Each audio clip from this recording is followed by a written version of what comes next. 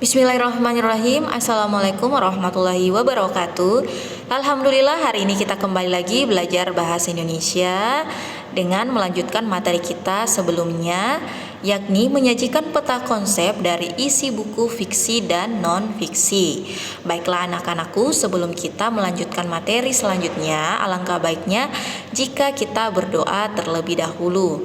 Silakan doa dimulai.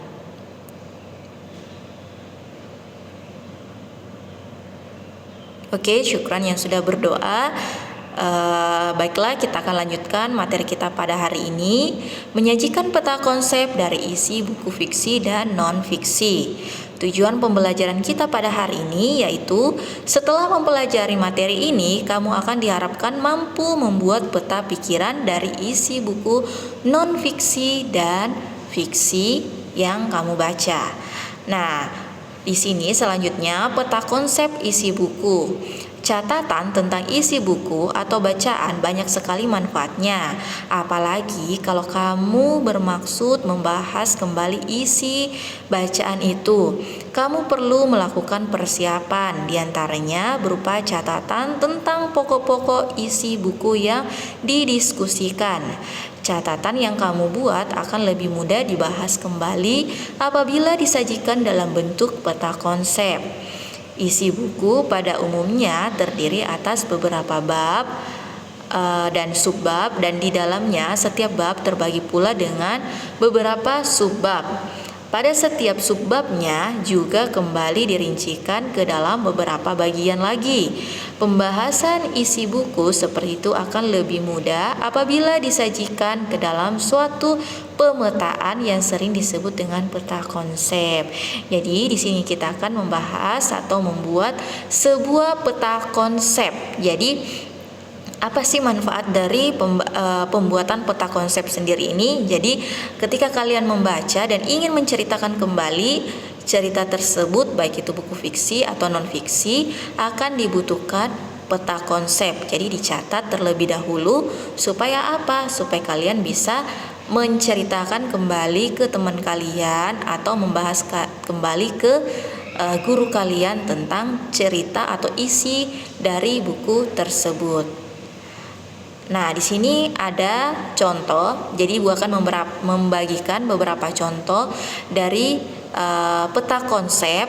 Ada 3 contoh dari peta konsep yang bisa Ibu jelaskan pada hari ini. Jadi yang pertama, peta konsepnya itu tidak hanya berbentuk mind mapping yang sering kalian lakukan di pembelajaran yang lain, ya. Mungkin Ibu rasa kalian sudah mahir dalam membuat mind mapping.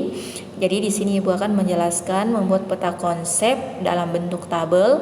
Perhatikan, di sini ada 4 kolom, karena di sini ada 5 kolom maksud Ibu.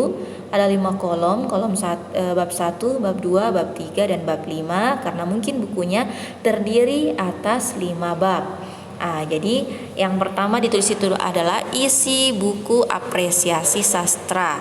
Jadi buku yang dipeta konsepkan di sini adalah judulnya apresiasi sastra. Jadi terdiri dari 5 bab. Ada bab 1, bab 2, bab 3, bab 4, dan bab 5. Nah, di bab 1 itu terdiri dari pendahuluan. Yang pertama, pengertian kesusastraan, manfaat karya sastra. Kemudian yang ketiga, jenis-jenis karya sastra terdapat di bab 1.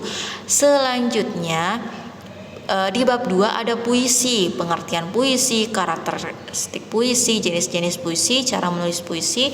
Dan keempat ada prosa, pengertian prosa, karakteristik prosa, jenis-jenis prosa, cara menulis prosa.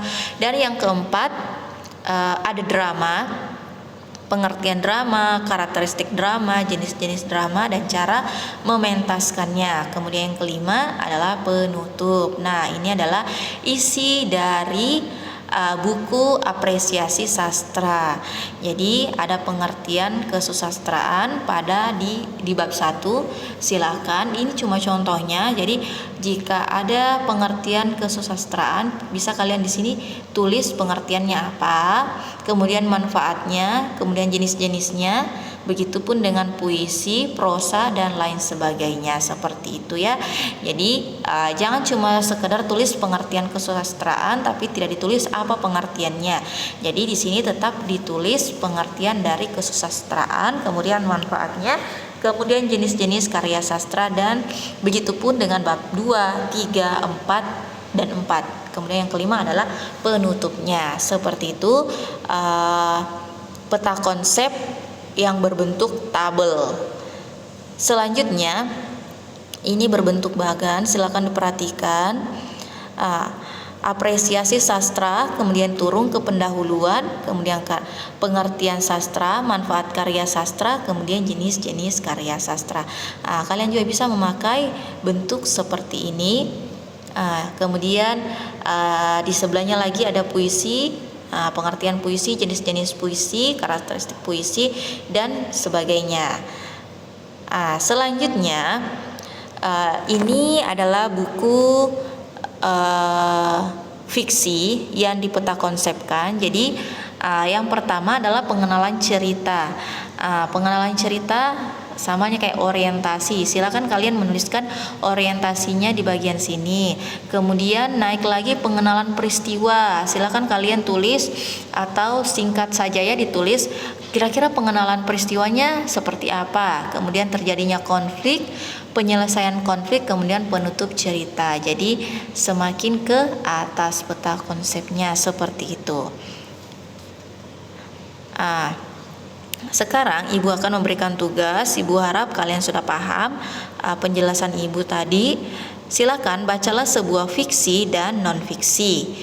Kemudian catatlah setiap bagian yang penting dari buku tersebut dengan dalam bentuk peta konsep. Jadi pilih apakah kalian mau bentuk peta konsepnya bentuk tabel atau bentuk bagan seperti tadi, atau bentuk panah yang dari pengenalan cerita kemudian penutup. Silakan untuk lebih jelasnya diperhatikan di buku cetak kalian pada halaman 242 ya.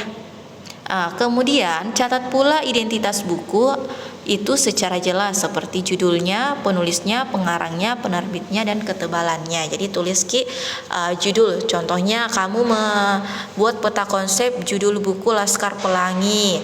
Tulis judulnya Laskar Pelangi, kemudian penulisnya Andrea Hirata atau penulis atau pengarangnya ya.